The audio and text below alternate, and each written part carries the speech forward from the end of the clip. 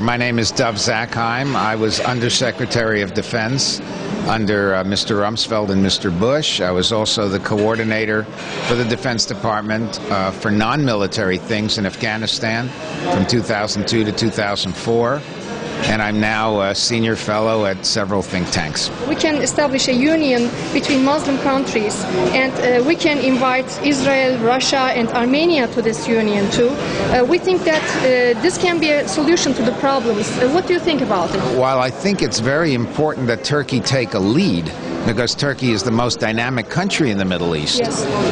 It needs to move carefully, not to be seen as pushing too hard. What can we do more to have Christians, Jews, and Muslims come together?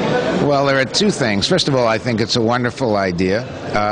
This is a region where if these three religions cannot get along, there'll always be war, and that's a bad thing.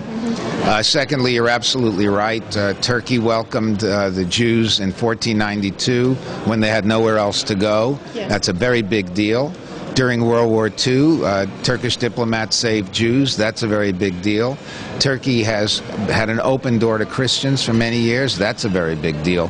So you're building on a basis that's very, very strong.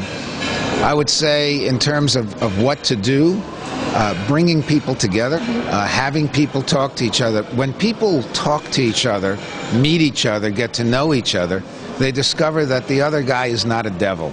That's the most important thing. And sometimes the people you bring together, someday they will be heads of state.